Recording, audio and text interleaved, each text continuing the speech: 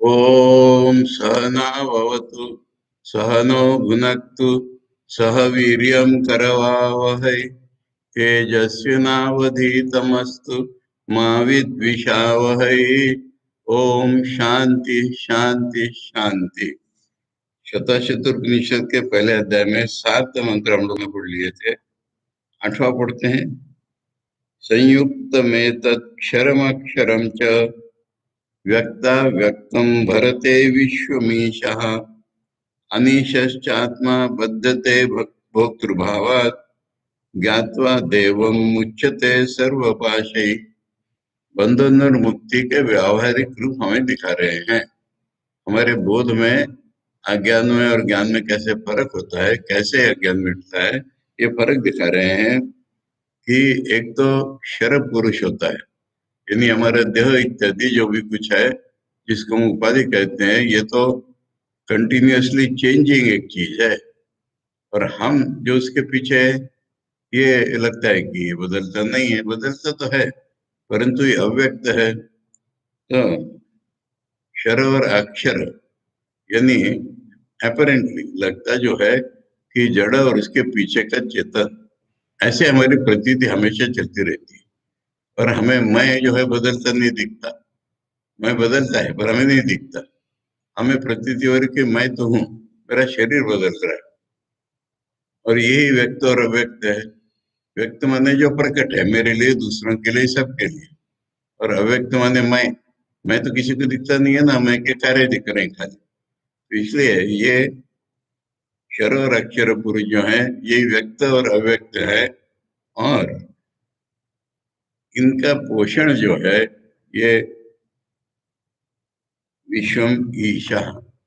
विश्व माने ऐसे डिफरेंट डिफरेंट कई लोग हैं ऐसे, जैसे मैं ऐसे तुम ऐसे कई लोग हैं।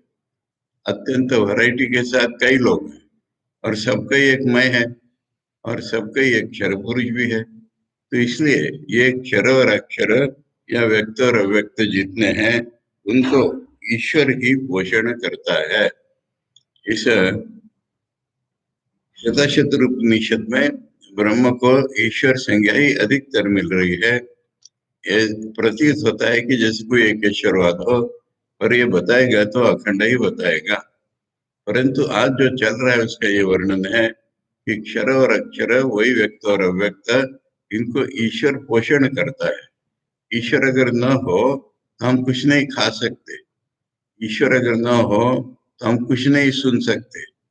इसलिए एक चैतन्य है जो पूरे विश्व में चैतन्य है। हमारे इंडिविजुअल चैतन्य है तो अपीयरेंस है और अपरेंटली ही दिखने के लिए ही ये एक अक्षर है, अव्यक्त है। परंतु है तो ये इंडिविजुअल चेतन नाम की चीज है ही नहीं। परंतु ये है किसके कारण? ईश्वर के कारण। ये जो क्षर पुरुष है जिसको हम कह रहे हैं सबका क्षर पुरुष माने दुनिया, ये किसके कारण है? ये तो ईश्वर के कारण है ना। यानी ईश्वर जो सृष्टा है वो स्थिति करता भी है। एक ही परब्रह्म, एक ही ईश्वर, जो एक ही चैतन्य है, उसी से ये चेंजिंग बदलने वाली सृष्टि भी उत्पन्न हो रही है और उसी के प्रतिबिंब के रूप में ये हम ये सारे। तो इसलिए कह रहे हैं कि उसी से तो ये पोषण हो रहा है इनका। वो अगर न हो तो कहाँ से रिफ्लेक्शन आएगा? वो न हो तो दुनिया कहाँ से आएगी? इसलिए इसका सृष्टिकर्ता तो वो है ही, किंतु सृष्टि के बाद जो बचे हुए है, जो टिकी हुई है, इसको भरण पोषण कह रहे हैं। ये जो टिकी हुई है ये तो उसी के कारण है ना। ये पहली बात है। उसके बाद क्या है कि आत्मा मैंने यहाँ पर मेरी आत्मा, तेरी आत्मा, जीवात्मा। अब ये जो आत्माएं हैं ये क्या सोचती हैं? मैं तो ईश्वर नहीं हूँ। खाली ईश्वर नहीं हूँ नहीं, अनीश्वर। अनीश का अर्थ होता है कि समर्थ नहीं हूँ। मैं ये नहीं कर पाता, मैं वो नहीं कर पाता, मैं ये नहीं कर पाता, ऐसा हम लोगों का भाव है। हमें अस्तित्व ही नहीं है, हम एक अपरेंट रियलिटी है। इसलिए हमारा ये भाव बन गया है कि हम अनीश है, असमर्थ है। और एक चीज हमें आ जाती है, एक चीज हमें आ जाती है कि हम तो सब्जेक्ट हैं और ये दुनिया ऑब्जेक्ट है। ये दो चीजें हमें है। एक तो हम सब कुछ करने में, जो हमारी इच्छा है वैसा करने में समर्थ नहीं है, और दूसरी ये बात है कि हम विषयी हैं, ये सारी दुनिया विषय भोग है। और इसलिए ये जो हमारा है भोक्ता भाव, यही हमारा बंधन है। हमारा बंधन यही है कि मैं भी उसी का रूप हूँ, दुनिया भी उसी का रूप है, इसमें भोक्ता भोग्य पॉसिबल नहीं है, ये हम नहीं समझ पाते। और हम तो ईश्वर नहीं है ना, हम तो ये नहीं कर पाते ना, हम तो वो नहीं कर पाते, पर भोग हमें करना है। तो इसलिए ये भोक्ता भाव जो हमारा है ना, भोक्तृभावात् बद्धते अनिशश्च आत्मा। आत्मा माने मैं, यहाँ पर तो मैं जो है ये अनिश है, समर्थ नहीं है कई चीजों के लिए, और मुक्त भाव है मेरे में, यही बंधन। हम जैसे अविद्या या अज्ञान कहते हैं, इसका कॉन्क्रीट रूप यही है कि हम भोक्ता हैं, यही हमारा अज्ञान है। क्योंकि अगर भोक्ता में और भोग्य में कोई फर्क ही नहीं हो तो भोग क्या चीज होती है। और हम ये नहीं ग्रहण कर पाते, हम भोक्ता बन जाते हैं और असमर्थ भी होते हैं। तो इसलिए ये हमारा बंधन है। फिर क्या करना है? ज्ञात्वा देवम। अभी देखो ज्ञान की बात आ गई ना, यानी ऐसा ये जो है ना, ये सारा ही माया प्रपंच या अब तक जो बताया, ईश्वर का खेल इस तरह से चल रहा है कि हम अज्ञान के कारण, गलत ज्ञान के कारण ऐसा हमारा भाव हो रहा है। अब हम उसकी पूजा करने लगते हैं, ईश्वर की एक प्रतीति हमें होती रहती है, हम हैं, दुनिया है, पर एक ईश्वर भी है जो हमको चला रहे हैं। और उस ईश्वर के प्रति हमारा प्यार भी उत्पन्न हो जाता है, क्योंकि वो हमारी सत्यता है, वो हमारी असलियत है, इसलिए हमारा उसके प्रति प्यार भी उत्पन्न हो जाता है। जब प्यार उत्पन्न हो जाता है तो हम उसको जानने की भी कोशिश करते हैं, पूजा भी करते हैं, अर्चना करते हैं, प्यार करते हैं, और उसको जानने की कोशिश भी करते हैं। अब उसको जब हम जान लेते हैं तो फिर हम रहते नहीं। जैसे उसको जान लिया, हम अलग से रहते नहीं। जैसे उसको जान लिया, हमने अपना प्रतिबिंबित रूप जान लिया। जैसे उसको जान लिया तब हम सारा विश्व हम खुद ही हो गए। इसलिए सर्वपाशी। अब किसी भी प्रकार का पाश, कितने प्रकार के पाश होते हैं ना, अष्टपाश कहते हैं। लज्जा, घृणा, भय, क्रोध, शील, मान, अपमान, ये कोई पाश नहीं रहता। अज्ञान ही नहीं रहता, जिसके कारण ये पाश बनते चले जाते हैं। जब तक अज्ञान में ये सारे पाश हैं, ये फैमिली, ये क्या कहेंगे, वो क्या होगा, इसका क्या होगा, उसका क्या होगा, ये सारे हमारे अज्ञान के कारण बने हुए पाश हैं हमको बांधने वाले। और जब हम भगवान को जान लेते हैं तो जानना कैसा होता है भगवान को? मैं वही हूँ, यही तो ज्ञान होता है ना। भगवान को कोई ऑब्जेक्ट के रूप में तो नहीं जानते ना हम। भगवान हमारे जैसे कोई ऑब्जेक्ट नहीं है। मैं, तू, ये सारे ही ऑब्जेक्ट हैं, परंतु भगवान तो कोई हमारा जैसा ऑब्जेक्ट नहीं है। वो तो सर्व सर्व है, वही दुनिया बनाता है, वही दुनिया रचता है, वही दुनिया का पालन पोषण करता है, बाद में खत्म भी कर देता है। और वही हमारे रूप में है, और वही हमें भी निकल जाता है बाद में। जब हम ज्ञानी हो जाते हैं तो हम भगवान से अलग रह ही नहीं जाते। इसलिए ये संसार का जो चित्र बताया था चौथे पांचवें श्लोक में, कैसी दुनिया चल रही है, उसका सारभूत ये है कि दुनिया तब तक चल रही है जब तक हम भोक्ता भाव है हमारे में, जब तक हम अपने को अनीश समझते हैं। इसलिए ये, परंतु भगवान का भाव में आ जाता है, और भगवान का भाव आ जाता है तो हमारा उनके प्रति प्यार भी होता है। हम उनके प्रति पूजा इत्यादि जो कर सकते करने लग जाते हैं, और हम उनको जानने की कोशिश करने लग जाते हैं। पर उनको जानना जब होता है हमारे सारा, तो फिर हम अलग नहीं रह जाते, क्योंकि वही सबका सत्य होने के कारण वही हमारा सत्य है, यही तो ज्ञान होता है। और इसलिए जब ज्ञान हो जाता है तो हम उनसे अलग नहीं रहते। फिर कौन बंधा हुआ रहेगा? फिर हमारे पास कहाँ से रहेंगे? अब ये बताइए कि ये हमारे चाचा, ये मामी, ये किसके कारण है? अज्ञान के कारण। ये हमारा भोक्ता भाव है। और जब ये नहीं रहता है, सब कुछ एक ही हो जाता है, तो हम किसके बंधन में, किसके पास में? कितने पास है जो ना कॉम्प्लेक्सेस जिन्हें हम कहते हैं, हजार किस्म के कॉम्प्लेक्सेस हम समाज में पोसे रहते हैं, और कहते हैं समाज के लिए, समाज के लिए। अरे समाज क्या कर रहा है हमारा? हमारे अज्ञान के कारण समाज है ना हमारे पास। जिनके पास अज्ञान नहीं है वो कैसे स्वतंत्र विचरते हैं, उनको कोई नहीं कुछ कहता। इसलिए ये अष्टपाश सारे हमारे अज्ञान के कारण समाज का भय में बना हुआ है। और जब हम जान लेते हैं कि हम तो भगवान हैं, तब कौन किसको हमें करेगा। इसलिए हम इन पाशों से मुक्त हो जाते हैं, सर्व पाशों से मुक्त हो जाते हैं। ये श्लोक है। इसका बाद देखते हैं आचार्य भाष्य। ननु अद्वितीय परमात्मनि अभ्युपगम्यमाने जीवेश्वरयोरपि विभागौ अभावात् लीना ब्रह्मणि इति जीवानां ब्रह्मैकत्व परालय श्रुति अनुपपन्न एव।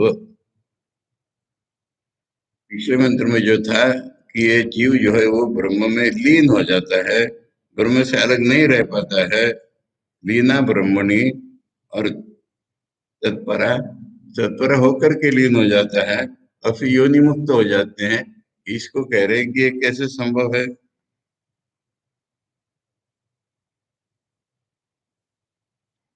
कैसे?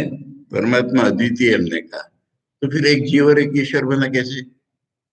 ये सवाल है हमारे मन में। तो फिर हम लीन हो जाते हैं, ये बात भी कैसी है? जब परमात्मा अद्वितीय है, ये कंफ्यूजन बहुत बड़ा है।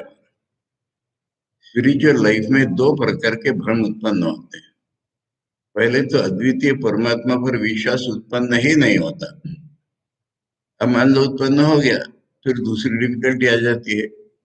हम रिलेटिव और एब्सोल्यूट इसमें भेद ही नहीं समझ पाते। ज्ञान से जो होने वाला है उसको आज मानने लग जाते हैं। अज्ञान में तो हमारी अवस्था है ही, इसी को हम भूल जाते हैं। तो इसलिए इसका ये सवाल है, अज्ञान और ज्ञान में कैसा भेद है, वो दिखाने वाला ये मंत्र है कि अगर ये इफ करके आता है। मुझे याद है ऋषिकेश में मेरे कमरे में वो मार्कंडेय पुराण का वो प्रलय का दृश्य का चित्र था। हमारे एक समझ आए बेलूर मठ से, बेलूर मठ वापिस जाने पर मुझे लेटर लिख रही कि अल्टीमेटली जब एक ही रियलिटी है तो प्रलय क्या बात है। उनका अल्टीमेटली का मीनिंग जानो। अल्टीमेटली का मीनिंग है कि हम जब जान लेंगे तब, इसका नाम है अल्टीमेटली। हमारा अज्ञान दूर हो जाएगा और जब हम जान लेंगे उनको, तब ये अर्थ है। जब तक नहीं जाना है तब तक तो सृष्टि प्रलय के चक्र में है ही। ये फर्क इस मंत्र में दिखाया है। तो आचार्य कह रहे हैं कि ये अद्वितीय ब्रह्म है, तो जीव और ईश्वर का कोई विभाग ही नहीं है, और विभाग ही नहीं है तो लीन होना कैसे? तो इसलिए ये जो पिछला मंत्र था कि ब्रह्म ही के तो परा, यानी ब्रह्म ही है ऐसा परायण हो जाते हैं और फिर लीन हो जाता है, ये मंत्र का कोई अर्थ ही नहीं लग रहा हमको।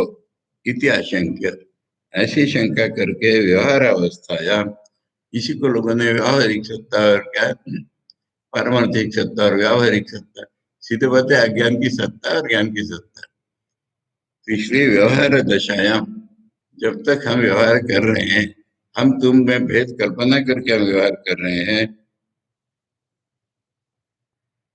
जीवेश्वर और उपाधि तो विभागम दर्शित, यानी हमें क्या भेद है? हम इस शरीर को मैं माने हुए, इस मैं को मैं माने हुए, तो ये हमारी उपाधि होगी। और ईश्वर पूरी दुनिया को ही मैं माना हुआ है। ईश्वर पूरी दुनिया में ही चैतन्य है, ये उसकी उपाधि है। तो उपाधि में भेद है ना, यानी जो हमारा स्वरूप नहीं है और हम फील करते हैं उसका नाम उपाधि है। तो इसलिए हम फील वैसा करते हैं, वो वैसा करता है, इसलिए भेद है। दर्शयित्वा तद विज्ञानाद अमृतत्वम दर्शयति, ये सारा ज्ञान का खेल है हमारा। जैसे ही ज्ञान हो जाता है तो मुक्त हो जाते हैं। मुक्ति में हमको कहीं जाना नहीं है, कैलाश पर्वत पर, इस पर्वत पर ऐसे कहीं मुक्ति नहीं होती है, क्योंकि हम तो जीव है। जब तक हम कितने भी भक्त हो, ये हो वो हो, हम जब तक असमर्थ हैं और हम जीव हैं, तब तक मुक्ति क्या होगी? परंतु जब हम अलग से है ही नहीं, हम भगवान का ही एक रूप है, तो मुक्त ही है। ये बात यहाँ बताई जा रही है।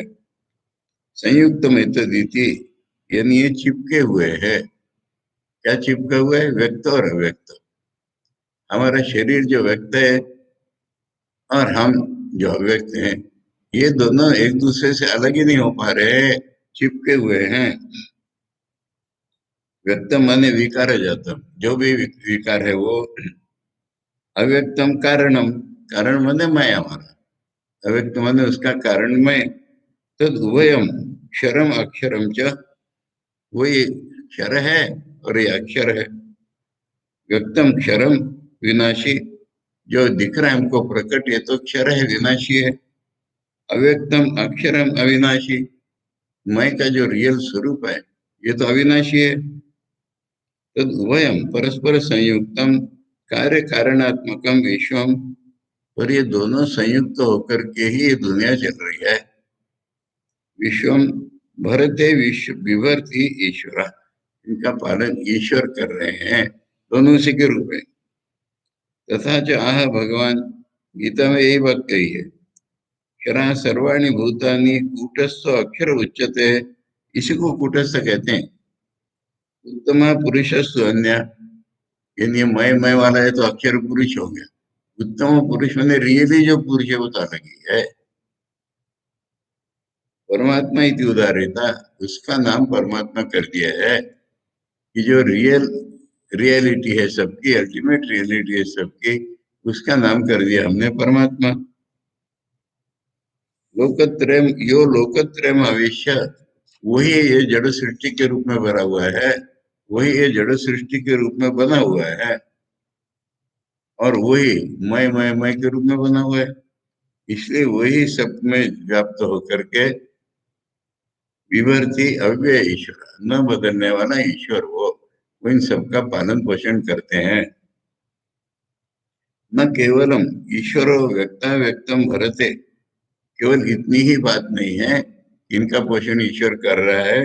और भी एक बात है, अनिशस्य, अनिश्वरस्य, ईश्वर माने ईश्वर, अनिश्वरस्य स आत्मा, जो मैं है ये आत्मा तो ईश्वर नहीं है। अविद्या तत्कार्यभूत देहेन्द्रियादि वीरबद्धते, ये गलत ज्ञान के कारण, और गलत ज्ञान के कारण जो देह इंद्रिय इत्यादि इसी से बंध जाता है। भोक्तृभाव, क्योंकि इसमें भोक्ता भाव है। एतद उत्तम भवती, इसी को बता रहे हैं। परस्पर संयुक्त व्यष्टि समष्टि रूप ईश्वर, ये जितने व्यष्टि हैं परस्पर संयुक्त, और जो सब इकट्ठे करने पर जो समष्टि हो जाएगी वो ईश्वर है। ईश्वर की उपाधि खत्म हो गई।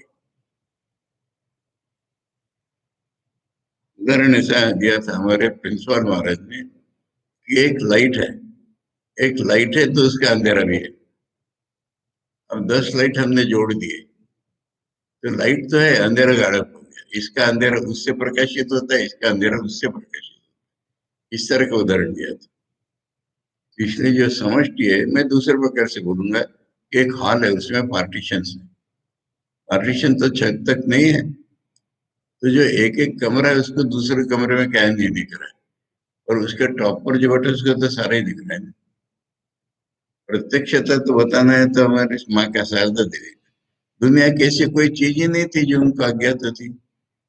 उनके दिमाग में, उनके बोध में कोई पढ़ते थे ही नहीं। तो ये समष्टि और व्यष्टि में फर्क है। समष्टि मैंने खरी 10 + 10 नहीं होता है, 10 + 10 + 10 माइनस इंडिविजुअल। तो ये व्यष्टि समष्टि रूप ईश्वर है। तद व्यष्टिभूत देहेन्द्रियात्मको अनिशो जीवा, इसमें जो इंडिविजुअल सा बन गया है वो ये शरीर इत्यादि के द्वारा ये जीव है, ये अनिश है। एवं समष्टि व्यष्टात्मक जीव परे और उपाधि तस्य भेदस्य, उपाधि का भेद है ये। मैं जिसको अपना मैं मान रहा हूँ पर जो मैं नहीं हूँ उसका नाम उपाधि, ये इसकी और उसकी अलग अलग है। विद्यमान ये भेद तो है। तद अभी उपाधि के कारण जो भेद, इसको रियल भेद नहीं कह सकता। तद उपाधि उपासना द्वारेण निरुपाधिकम ईश्वरम ज्ञात, तो ये कनेक्शन है। उसी उपाधि के द्वारा, यानी पूजा का साहित्य ये भी उपाधि है, हम प्यार कर रहे हैं ये भी उपाधि है, पर ठाकुर से विद्या माया कहते हैं। इस माया के भीतर ही ऐसी चीजें होती हैं जो सत्य न होते हुए भी हमको आगे बढ़ाती रहती है। और ऐसा आगे बढ़ते हुए ईश्वर जो है वो निरुपाधिक है, उसका हमको ज्ञान हो जाता है, उसका बोध हमारे में प्रकट हो जाता है। मुच्यते इति भोक्तृ भोक्तृत्मैक्य वादे न अनुपपन्नम किंचित विद्यते इति। इसलिए ये जो भोक्ता आत्मा लगता है, ये सारे एक ही है, ईश्वर ही है, इसमें कोई हमारी गलती नहीं हुई बताने में। तथा जो उपाधि का में वो भेदम दर्शेती भगवान याज्ञवल्क्य। इसके याज्ञवल्क्य बड़े पेटेंट हैं, तो कहते भगवान याज्ञवल्क्य को ही बताते हैं कि भेद जो होता है वो उपाधि के द्वारा होता है। आकाशम एकम ही यथा घटादिषु पृथक भवेत् तथात्मैको ही अनेकश्च जराधारेषु अंशुमान। दो उदाहरण एक साथ दिए इसमें। आकाश जो है वो घटाकाश हो जाता है, ये तो उपाधि है, घड़ा, इससे पृथक लग रहा है वो। और उसमें पानी भर दिया, जितने घड़ों में पानी है उसमें सूर्य का प्रतिबिंब पड़ रहा है। ये दूसरा उदाहरण हो गया कि चेतन की दृष्टि से देखो तो प्रतिबिंब है खाली, सूर्य तो अलग अलग है ही नहीं, सूर्य एक ही है, तो अलग अलग दिखता है, ये क्या है, प्रतिबिंब है। तथा च श्री विष्णु धर्म, विष्णु धर्म पुराण में भी वही बात है। सभी जगह आचार्य को ये बात दिख रही है और इसका वो वर्णन किए जा रहे हैं। परात्मनो और मनुष्येन्द्र विभागो ज्ञान कल्पिता क्षये तस्यात्म परयोर विभागो अभाव एव हि। पर ब्रह्म में और आत्मा में हे मनुष्येन्द्र माने राजा, विभाग जो है वो अज्ञान से कल्पित है। क्षय तस्मात, जब अज्ञान का क्षय हो जाता है, आत्मा परयोर विभाग हो, मेरा और दूसरे का कोई विभाग है ना, उसका अभाव हो जाता है।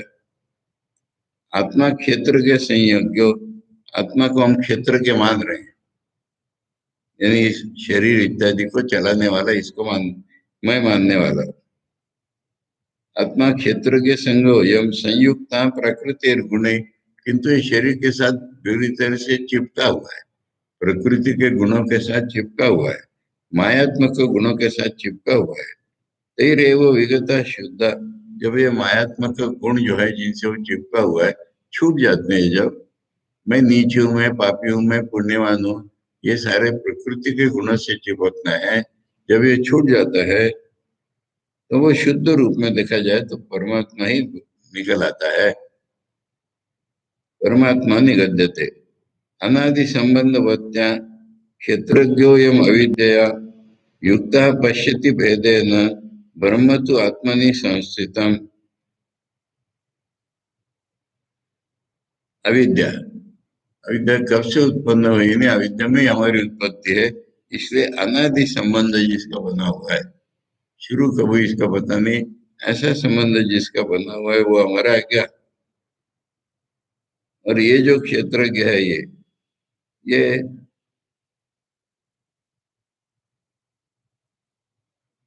अनादि संबंध वाली अविद्या से युक्त होने के कारण ये इसकी भेद दृष्टि बनी हुई है। नहीं तो ब्रह्म तो इसके आत्मा में ही संस्थित है, ब्रह्म तो इसकी रियलिटी में ही संस्थित है, पर वो उधर न देख करके अज्ञान में ये बना हुआ है अलग। ये इसका हो गया विष्णु धर्म पुराण। तथा श्री विष्णु पुराण, विष्णु पुराण में है विभेद जनके ज्ञाने नाशम अत्यंतिकम गते आत्मनो ब्रह्मणो भेदा असंतम कह करिष्यति। विभेद जनक है हमारा ज्ञान, जब इसका टोटल डिस्ट्रक्शन हो जाता है तब आत्मा और ब्रह्म में भेद है ही नहीं। वो भेद कौन भेद कर सकता है उसमें, जब हमारा उपाधि चली जाती है तो।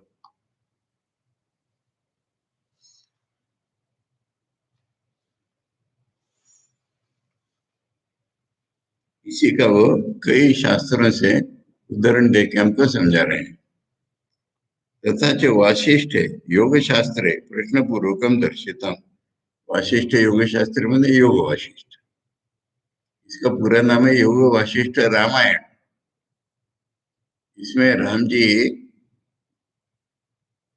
जवानी में जंगल में चले जाऊंगा कह रहे थे, और तब वशिष्ठ उनको सिखा रहे हैं कि अरे जो जंगल में वही तो अयोध्या में, जो अयोध्या में वही तो जंगल में, जाएगा क्या, ब्रह्म तो सर्वत्र है।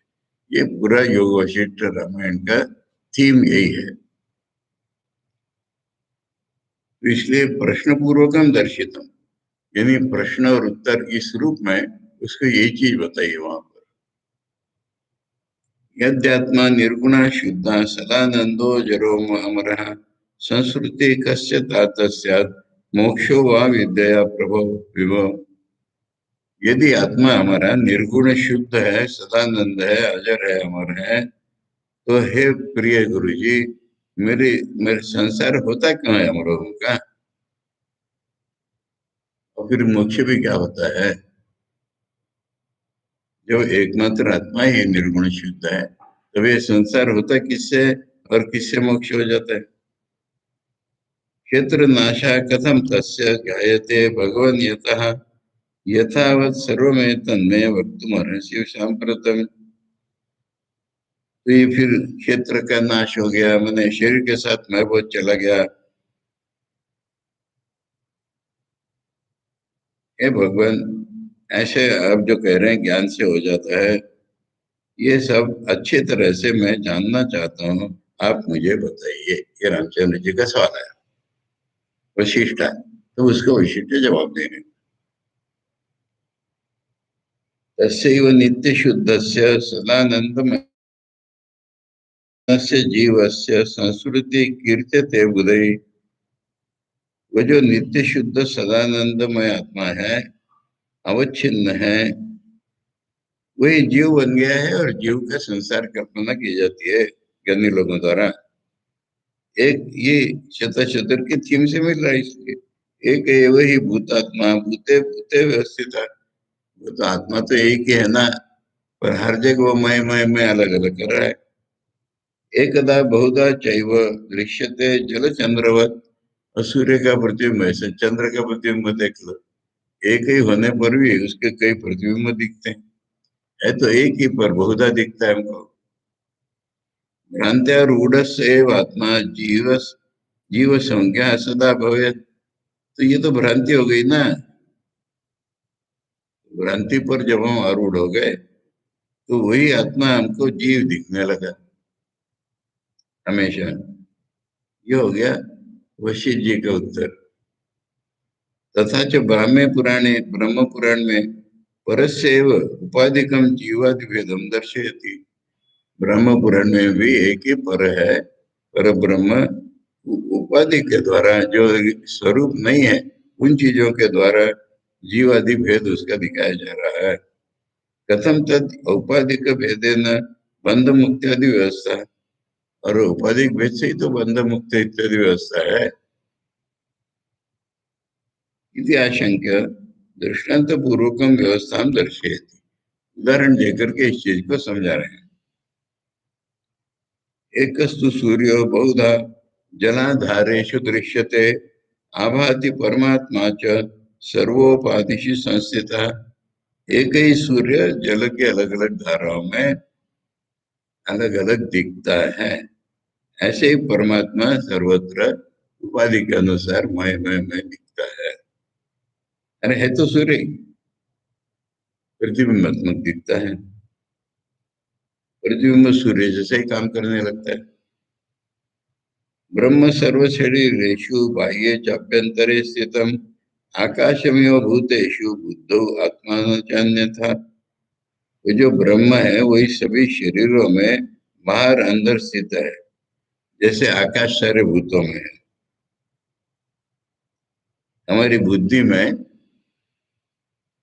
वही मैं रूप जो बुद्धि है, उसी में वो मैं रूप से शयन कर रहा है, अलग तो कोई है ही नहीं हमारे पास।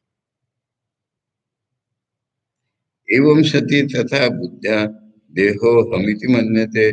ऐसा है इसलिए ये अपनी बुद्धि के द्वारा, मैं के द्वारा, ये मैं देह हूँ ऐसा समझ लेते हैं। अनात्मनि आत्मतः भ्रांत्या, जो आत्मा नहीं है, जो मैं नहीं हूँ, शरीर मन इत्यादि, ये हम भ्रांति से इन्हीं को मैं मान लेते हैं।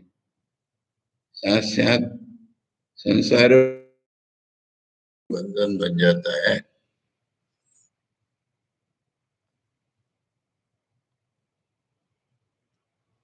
सर्वै विकल्पै हीनस्तु शुद्धो बुद्धो अजरो अमरः प्रशांतो व्योमवद् व्यापी चैतन्यात्मा सकृत प्रभु सकृत प्रभा।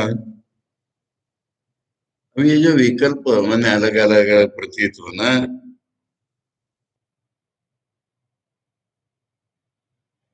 ये जब नहीं रहते हीनस, ये सब अलग अलग होना जब ज्ञान के द्वारा नहीं रहता है, तो शुद्ध बुद्ध अजर अमर प्रशांत व्योमवद् व्यापी चैतन्य असकृत प्रभा माने परमानेंट शाइनिंग, धूमाभ्र धूमाभ्र धूलिभिर्व्योम यथा न मलिनायते प्राकृतिर्परमा परा सृष्टो विकारई पुरुषस्तथा। जैसे कितनी भी धूल वगैरह है, आकाश को नहीं डिस्टर्ब कर सकती, मलिन नहीं कर सकती, उसी तरह प्रकृति के द्वारा जो है पुरुष है, कभी उसके प्रकृति विकारों से उसमें कुछ फर्क नहीं पड़ता है।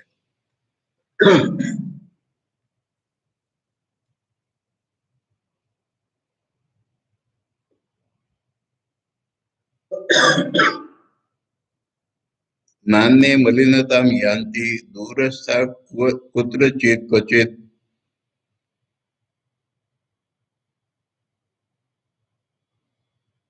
तथा द्वन्द्वैरनेकैस्तु जीवे च मलिनीकृते एकस्मिन् नापरे जीवा मलिना सन्ति कुत्रचित्। दूरस्था माने एक घड़ा इधर है, एक घड़ा उधर है, इससे फर्क नहीं हो रहा है, और एक की धूल दूसरे में भी नहीं जाती। एक सोल्यूशन है कि एक ही आत्मा हो तो हमारे दो उसको क्यों नहीं लगते, घड़े अलग अलग है, धूल अलग अलग है, तो इससे आकाश तो अलग अलग हो ही नहीं। ये उदाहरण से बता रहे हैं कि ये द्वंद्व जो है मेरा तेरा, ये अनेक प्रकार का है, इससे ही जीव मलिन हो रहे हैं।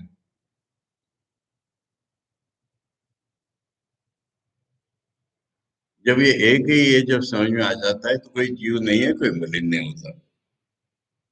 तथा जो शुक शिष्य गौड़पादाचार्य, सुखदेव की शिष्य गौड़पाद आचार्य ने भी यही कहा है, गौड़पाद कारिका में, मांडुक्य कारिका में, यथैकस्मिन् घटाकाशे रजो धूमादिभिर्युते न सर्वे संप्रयुज्यन्ते तद्वत् जीवा सुखादिभिः।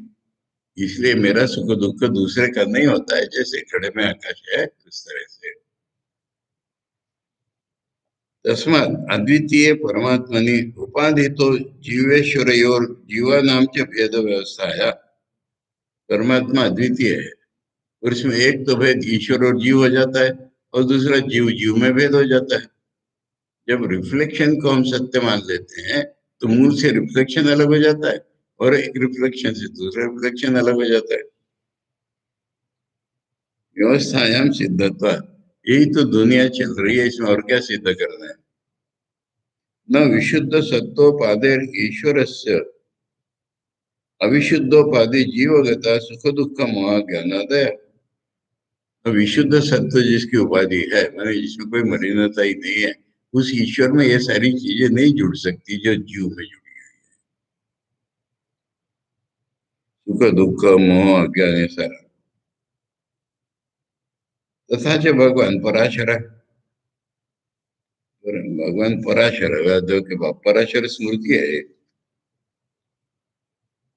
विष्णु पुराण में ये पराशर की बात आ रही है। ज्ञानात्मकस्य अमर सत्व राशेर अपेत दोषस्य सदा स्फुटस्य किंवा जगत जगत्यस्ति समस्त पुंसाम अज्ञातमस्यास्ति हृदि स्थितस्य इति।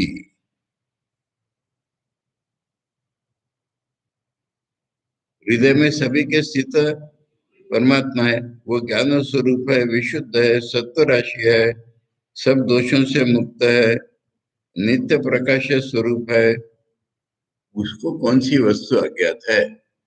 हमें लगता है मैं ये जानता हूँ, मैं नहीं जानता हूँ। जब हम अपनी रियलिटी को देखते हैं तो कोई अज्ञात चीज नहीं है। एक हम खड़े हो गए हैं जिससे हमको ऐसा लगता है। नापि जीवांतरगत सुख दुख मोहादिना जीवांतरस्य बुद्धस्य मुक्तस्य वा संबंध। अब जैसे हमारे दोष इसमें नहीं, गुण इसमें नहीं, ऐसे बंधन और मुक्ति भी अलग अलग है। घड़े के अंदर अगर ये आकाश की प्रतीति हो गई तो फिर उस घड़े से इस घड़े से क्या संबंध है, हम मुक्त हो गए। केवल प्रतीति भेद है, ये बता रहे हैं। उपाधि तो व्यवस्था है संभव है। बस अलग अलग उपाधियां होने के कारण ये व्यवस्था संभव है। अतः एकम एक मुक्त सर्व मुक्ति रीति भवद उक्तस्य चौद्यस्य अनवकाश। कोई गुरु शिष्य बात कर रहे हैं तो किसी ने कहा कि ये तो एक ही जीव है ना, तो फिर ये इसका मुक्ति और उसका बंधन अलग अलग कैसे होगा। तो ये तुम मत करो, ये गलत है। जीवों में अनेकता है, उपाधि अलग अलग है इसलिए। और उपाधि जिसमें नहीं रही वो तो ब्रह्म ही है ना, उससे दूसरा जीव मुक्त नहीं होगा। ये एक बड़ी सी बात गुरु ने शिष्य को समझा दी है।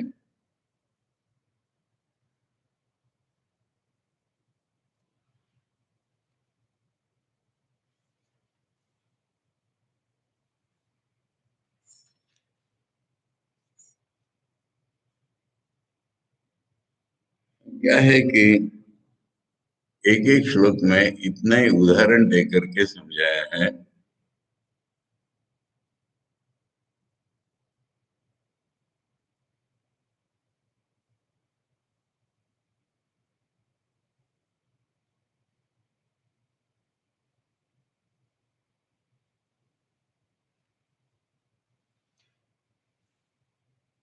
ठीक है, पढ़ेंगे।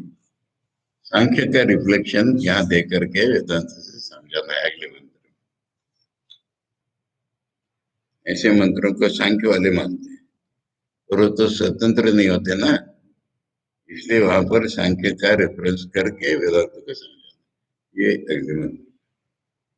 ओम सहना भवतु सहनौ भुनक्तु सह वीर्यं करवावहै तेजस्विनावधीतमस्तु मा विद्विषावहै। ओम शांति शांति शांति। हरि ओम तत्सत। श्री रामकृष्ण अर्पणमस्तु।